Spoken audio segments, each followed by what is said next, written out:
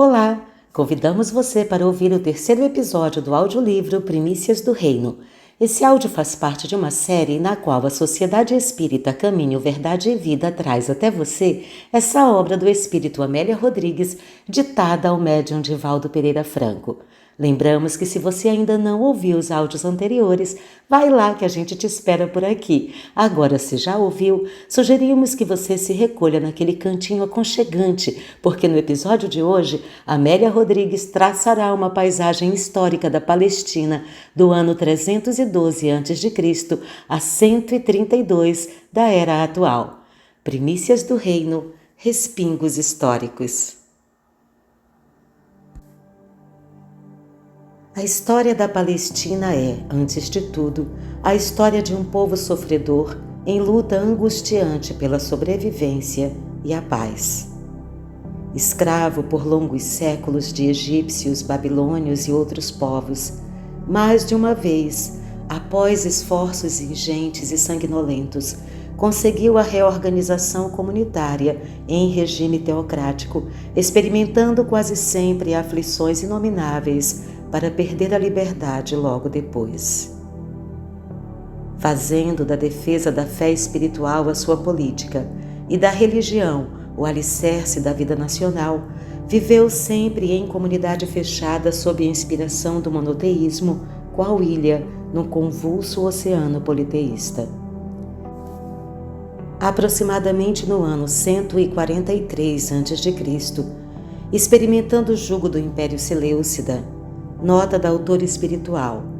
A dinastia dos Seleucidas foi fundada por Seleuco I na Pérsia em 312 a.C. Por volta do ano 200 a.C., os Seleucidas conquistaram a Síria e os povos circunjacentes, quando então a Palestina lhes caiu sob o domínio. Então, aproximadamente no ano 143 a.C., experimentando o jugo do Império Seleucida, que se encontrava então em lutas desenfreadas com partos romanos, egípcios e outros povos, Simão Macabeu libertou a Judéia, fazendo-se eleger de imediato em Assembleia Popular, general e sumo sacerdote, função esta que ficaria retida por hereditariedade na sua família, os Asmoneus. Nota da editora. Esse período foi denominado de Segunda República Judaica, que abrange de 142 a.C. a 70 da nossa era. Mais tarde, em 78 a.C., foram conquistadas e adicionadas a Judéia, a Samaria, a Galileia, a Idumeia, a Transjordânia e outras terras, recuperando a Palestina e seus primitivos limites. À medida, porém, que aumentavam as dimensões territoriais, diminuía o fervor religioso, enquanto o progresso grego era absorvido pela casa asmoniana, que então passou a sofrer a mais severa restrição e desprezo da classe dos fariseus. Em 63 a.C., como Pompeu se encontrava com as legiões no Oriente, vitoriosamente às portas de Damasco, foi convidado pelos israelitas para um arbitramento entre Hircano II e Aristóbulo II, que disputavam a coroa. Nota da autora espiritual.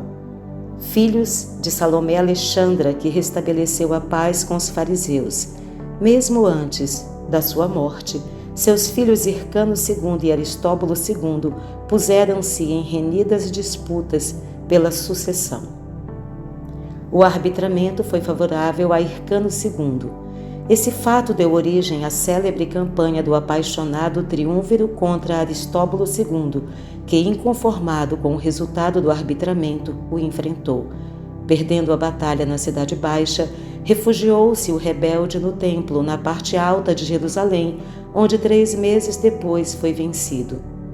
A vitória de Pompeu custou 12.000 judeus sacrificados e todas as terras dos Macabeus, que passaram a pertencer ao Império Romano.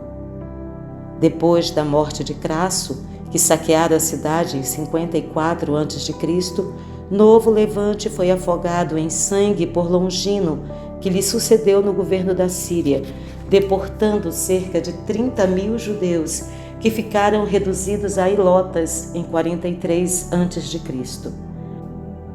Com a morte de Antípater, os partos vitoriosos invadiram Jerusalém e fizeram seu títere a Antígono, o último dos Macabeus. Ao mesmo tempo, em Roma, o segundo triunvirato se estabelecia e Marco Antônio e Otávio, tendo nas mãos os destinos do império, nomearam Herodes, filho de Antípater, para cingir então a coroa de Davi em 40 a.C. Herodes, com mão de ferro, expulsou os partos, aprisionou Antígono e o entregou a Antônio para ser executado.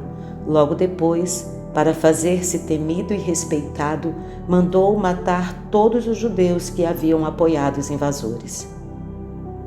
O esplendor helenista atingiu em Israel o período áureo com Herodes. Surgiram cidades deslumbrantes. A escultura encontrou guarida em toda parte. Jerusalém enriqueceu-se de monumentos e edifícios pomposos. Foram erguidos teatros e circo.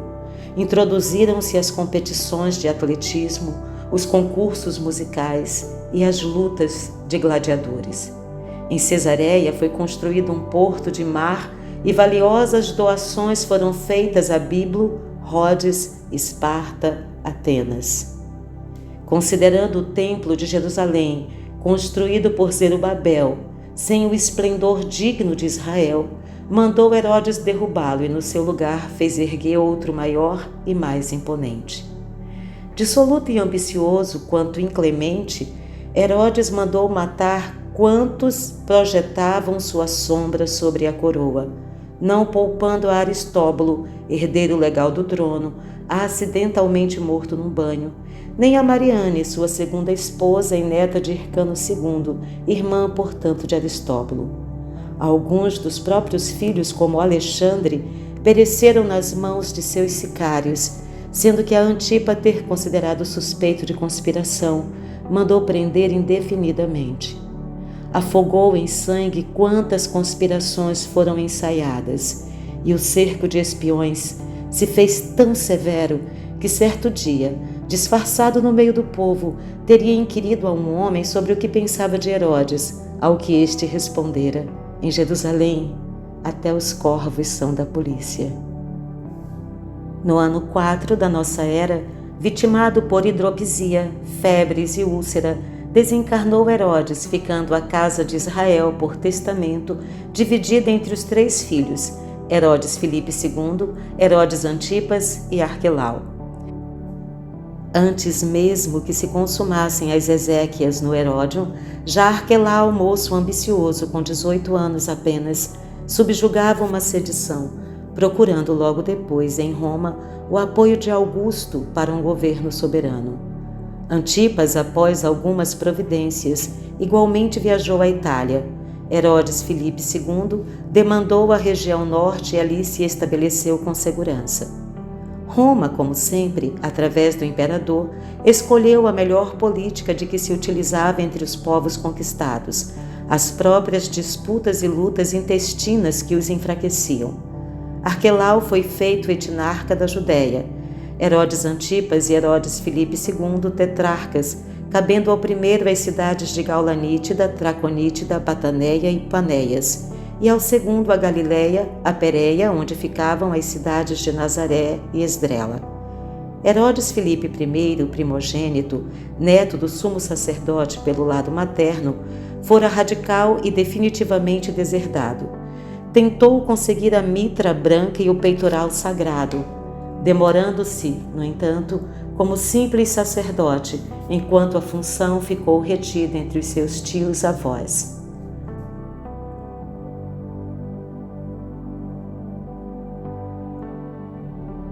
O lago de Genezaré era nomeado pelos rabinos como lugar que Elohim reservou para sua exclusiva satisfação, graças aos encantos de suas margens e às aragens frescas que espalhava.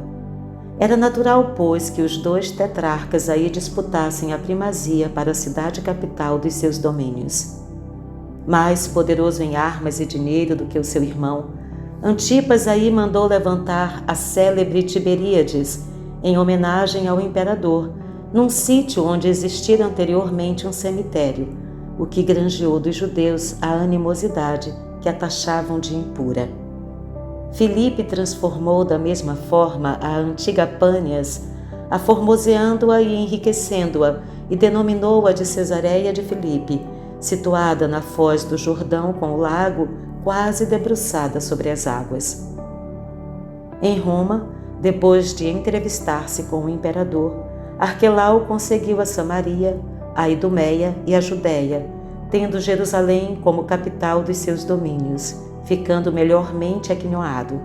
Como semelhasse ao genitor em crueldade e astúcia, aumentou os impostos, reconstruiu cidades com o suor e as lágrimas dos súditos. Não atendendo às reiteradas solicitações do povo para que diminuísse a opressão, arrebentou uma insurreição que foi afogada em sangue, crescendo o movimento interno que passou a objetivar a dominação romana. Notificado o imperador por uma comissão de judeus prestigiosos em Roma da situação calamitosa em Jerusalém, caiu Arquelau em desgraça, sendo deposto por Augusto, que o obrigou a transferir residência para as Gálias, em Viena, sem ordem de afastar-se dali, no ano 6 da nossa era. Para Jerusalém foi nomeado então um procurador romano. Como, porém, continuasse a rebelião, os romanos agiram com impiedade, mandando crucificar 2.000 judeus como coroamento das vitórias alcançadas. Jesus viveu a sua infância como súdito de Herodes Antipas. Ao início do seu ministério público, a Palestina se encontrava sob a fiscalização da Síria, cujo legado era Pompônio Flaco, e o procurador romano da Judéia era Pôncio Pilatos, o quinto na série de sucessão. Do seu palácio em Cesareia Marítima, o procurador tudo dominava, desde Dom a Betsabé. Nota da autora espiritual. Para governar esse povo de 2 milhões de habitantes à época, calculava-se que em Jerusalém viviam 100.000 judeus. Roma mantinha 3.000 homens, divididos em 3 cortes de infantaria, uma ala de cavalaria e auxiliares diversos recrutados entre sírios, samaritanos, gregos e árabes.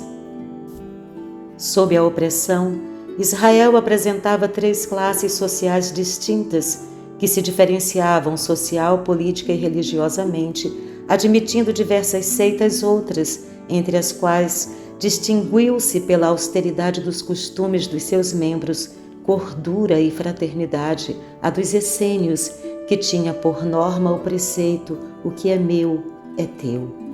Governado pelo Conselho dos Anciãos, que, constituído por 72 membros, entre os quais o sumo sacerdote legislava sobre a vida e a morte dos súditos, os saduceus, Zadoquim, nome derivado de Zadok, seu líder e fundador da classe, constituíam a aristocracia feudal, encarregada dos ministérios religiosos e zelosos observadores da aplicação rigorosa dos códigos da Torá, ou lei. Invariavelmente ricos, fruíam de consideração e destaque. Os fariseus, perushim, separados, eram considerados independentes economicamente e constituíam a classe média. Criam-se mais judeus que os judeus, sendo os continuadores da severa exigência ortodoxa na prática religiosa inicialmente instituída pelos macabeus. O povo Amharetz, pessoas da terra, resultado da fusão entre mendigos, tecelões, trabalhadores braçais, artesãos de todas as procedências e pequenos agricultores, reduzidos à extrema miséria pelos impostos exagerados, constituía o denominado proletariado, como em Roma eram chamados os proletários. Este, o povo, era odiado pelas outras classes, sendo que o Anharetz detestado era mesmo perseguido e desdenhado.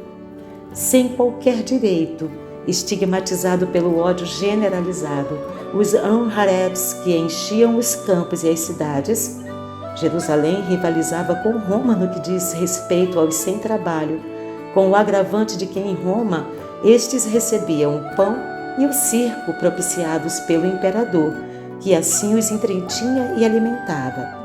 Se uniram num partido, o dos fanáticos, que mais tarde se dividiu em zelotes e sicários, que insurretos perseguiam os próprios judeus simpatizantes dos romanos, aos quais apunhalavam às vezes na praça pública, espalhando o terror, conclamavam a rebelião, destruindo em consequência aldeias e povoados que se negavam a segui-los. Os fariseus, por comodidade, procuravam unir-se aparentemente aos romanos, embora os detestassem e, por sua vez, fossem detestados. Roma, através dos seus diversos procuradores, insistia em colocar no Templo de Jerusalém os símbolos do seu poder, a águia dominadora ou a estátua do imperador, motivando reações sangrentas.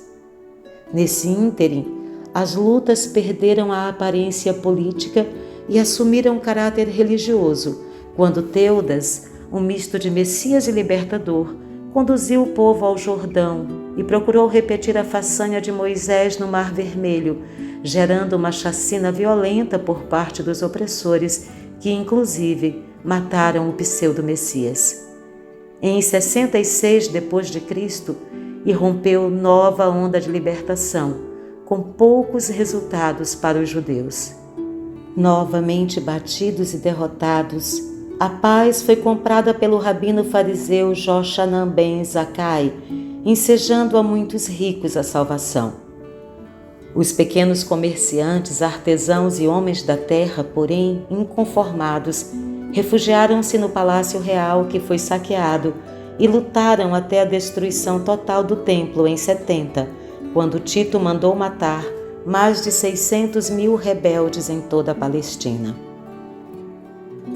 Pelos fins de 132 da nossa era, sob o comando de Simeão Bar Coxeba, que se dizia o Redentor, os judeus tentaram um novo levante e foram definitivamente destruídos, morrendo Coxeba em Bitar. Os romanos mataram mais de 500.000 judeus, destruindo mais de 900 aldeias, o que contribuiu para a redução do preço de um escravo israelita que passou a custar menos que o valor de um cavalo. Adriano, em todo o império, proibiu qualquer ato religioso ou civil judeu, e o povo eleito sofreu a dispersão dolorosa, passando séculos sem poder recuperar-se do desastre de Bar Coxeba. Nos sítios de Jerusalém, foi levantada a cidade pagã de Aélia Capitolina, onde predominavam os hábitos e costumes romanos. Jamais um povo sofreu tão longo e cruel exílio. Nesse clima de ódios de toda espécie, entre os sofrimentos mais diversos, Jesus disseminou o amor, a liberdade, a paz, conclamando ao reino de Deus e pregando a não violência até o próprio sacrifício. Sintetizando os objetivos da vida no amor a Deus sobre todas as coisas e ao próximo como a si mesmo, fez esse legado de amor em torrentes luminosas e soberanas.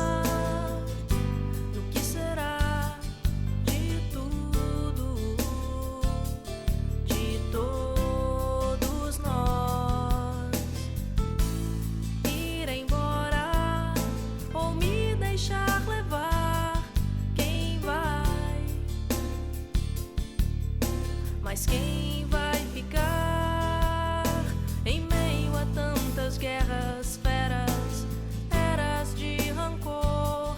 Quem vai dizer de amor? E num mundo onde muita coisa é cara e sem valor, quem vai dizer de amor?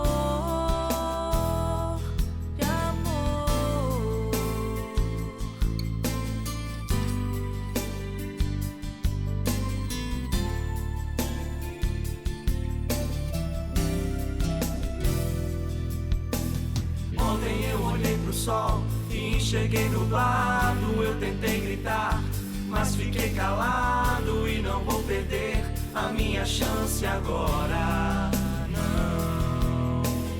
Hoje é muito fácil de entender que nada é por acaso. Sei que existe o bem, sei o que é errado. E se eu não disser, quem vai dizer?